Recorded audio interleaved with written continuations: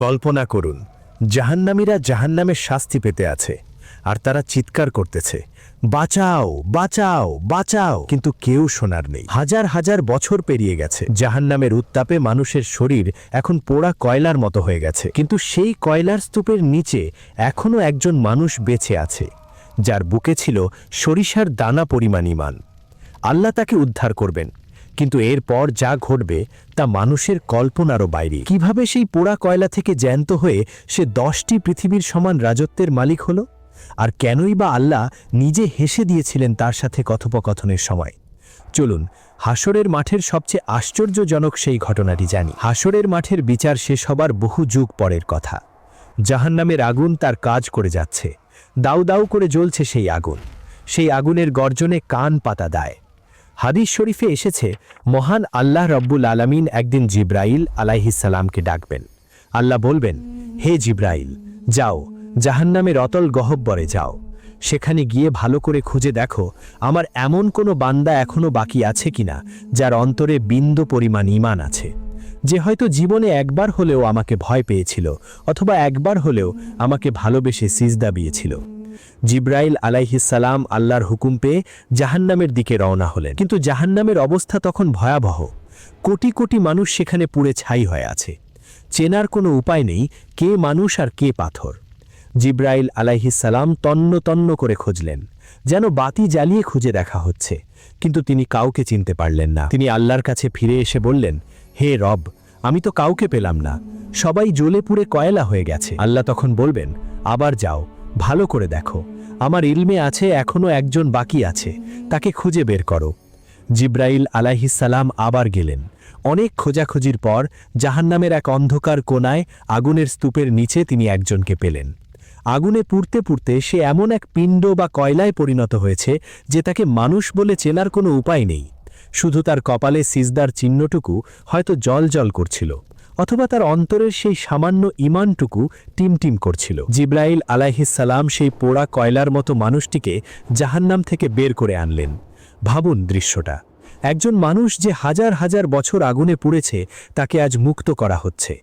আল্লাহর হুকুমে তাকে নিয়ে যাওয়া হলো জান্নাতের প্রবেশপথের কাছে, যেখানে প্রবাহিত হচ্ছে নাহারুল হায়াত বা জীবন নদী। সেই নদীর পানি ছিল দুধের চেয়েও সাদা এবং মধুর চেয়েও মিষ্টি।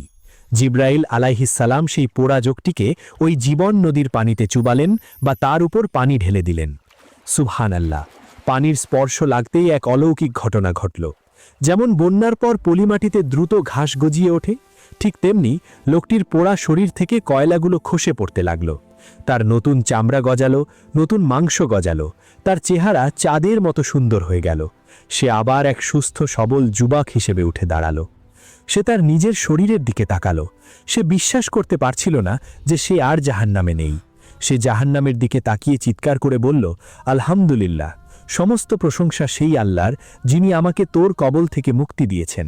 আল্লাহ আমাকে এমন দয়া করেছেন যা তিনি আগে আর কাউকে করেননি। আল্লাহ তাকে জাহান্নাম থেকে বের করেছেন ঠিকই, কিন্তু জান্নাতে দেননি।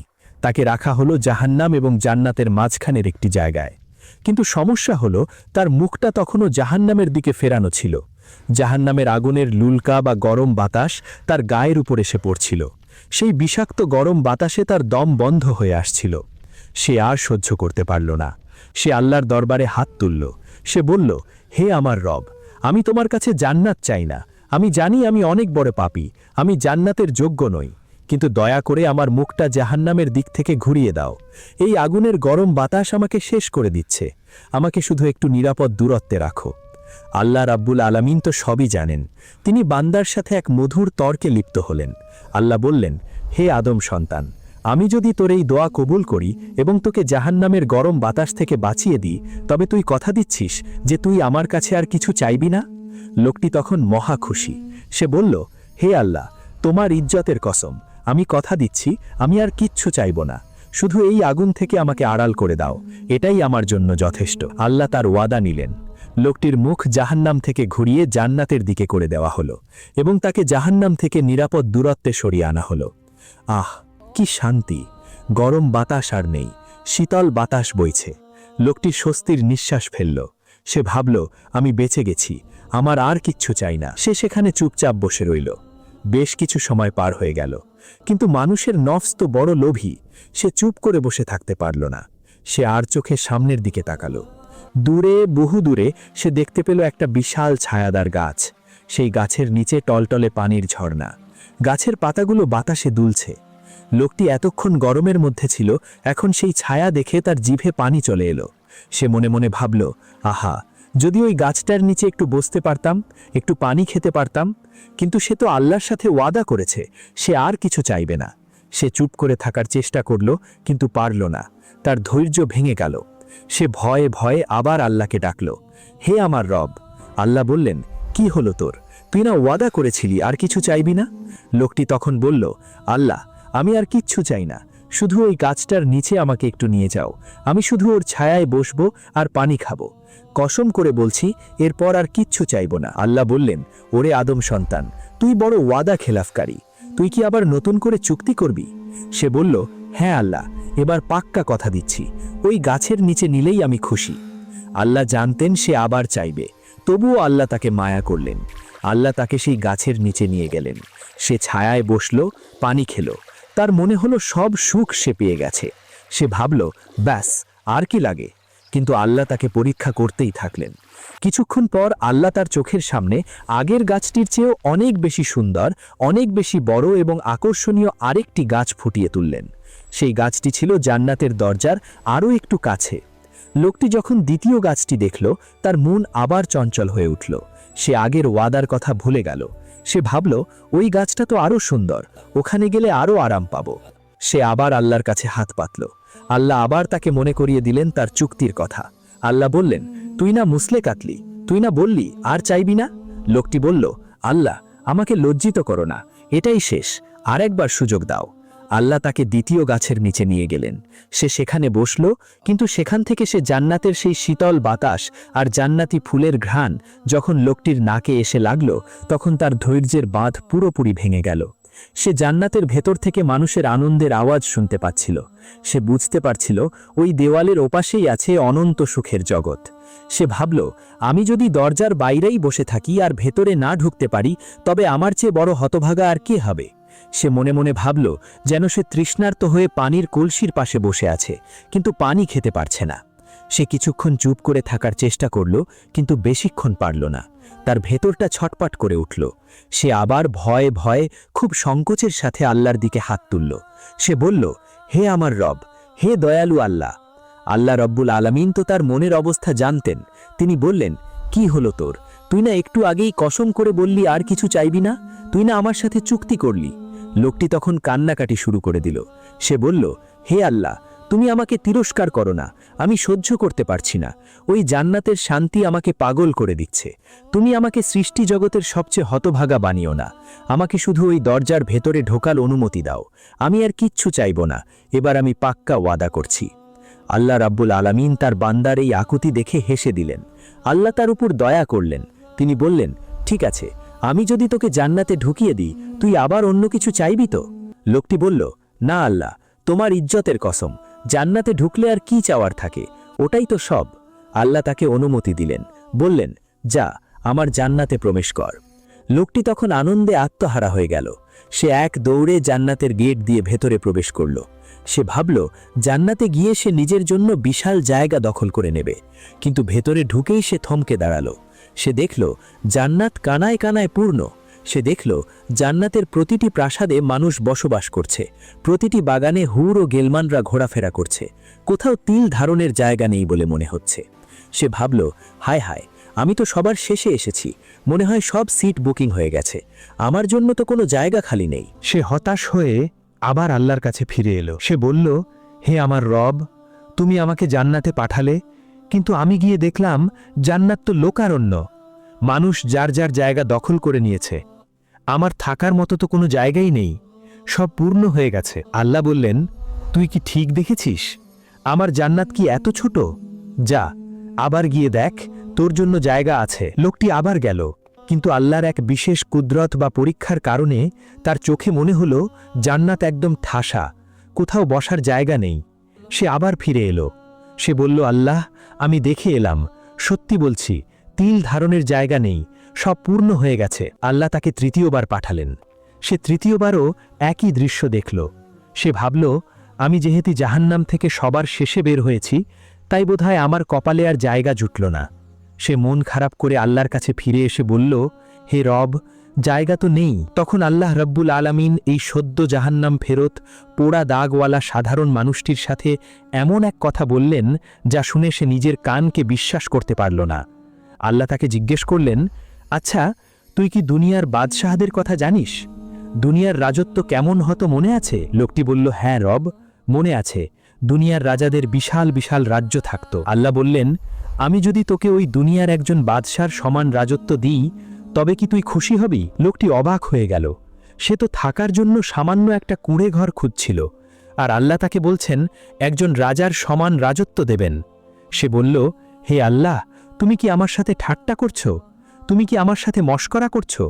অথচ তুমি তো রব্বুল আলামিন, তুমি তো মহান প্রভু। তোমার কি সাজে আমার মতো তুচ্ছ মানুষের সাথে ঠাট্টা করা? আল্লাহ রব্বুল আলামিন এই কথা শুনে হেসে ফেললেন। ভাবুন দৃশ্যটা, বান্দা আল্লাহকে বলছে, তুমি কি আমার সাথে মশকরা করছো?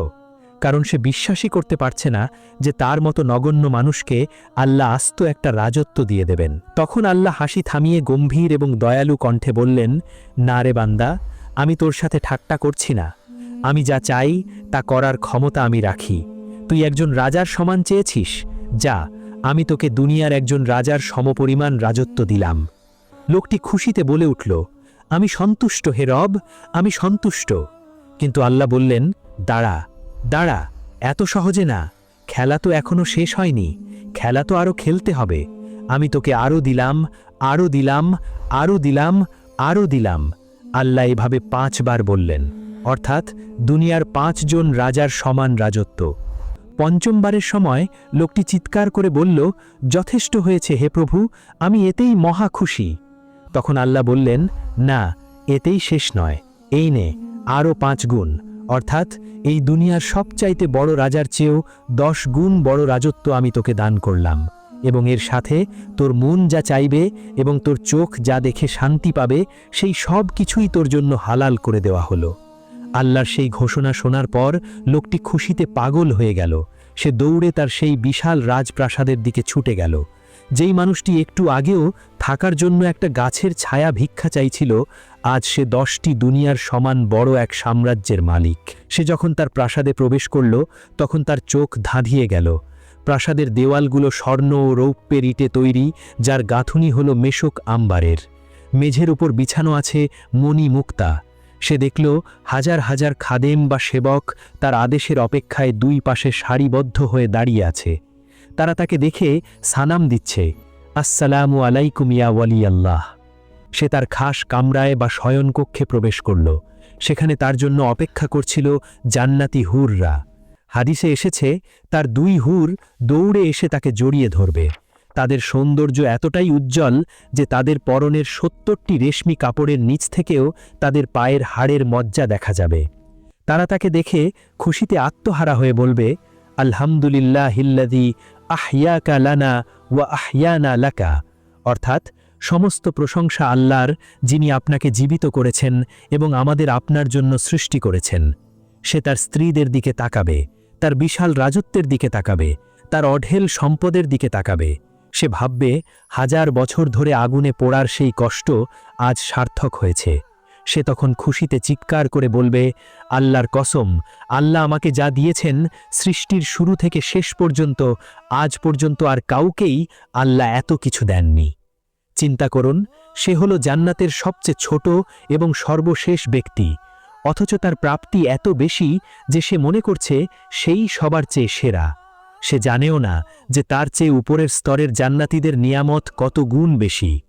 আল্লাহ রাব্বুল আলামিন পবিত্র কুরআনে বলেছেন, সেখানে তাদের জন্য রয়েছে এমন সব বস্তু যা তাদের মন চাইবে এবং চোখকে তৃপ্ত করবে, এবং সেখানে তারা চিরকাল থাকবে। আজকের এই ভিডিওটি শেষ করার আগে আসুন আমরা একটু নিজেদের প্রশ্ন করি, আমরা কি সেই জান্নাতের আশা রাখি না? যে ব্যক্তিটি জাহান্নামে পুড়ে কয়লা হয়ে গিয়েছিল, যার কোনো আমল অবশিষ্ট ছিল না, শুধু বুকে সামান্য ঈমান ছিল, আল্লাহ তাকেও এত বিশাল রাজত্ব দিয়েছেন। আল্লাহর রহমত থেকে কখনো নিরাশ হবেন না। যত বড় পাপীই হন না কেন, তওবা করে ফিরে আসুন।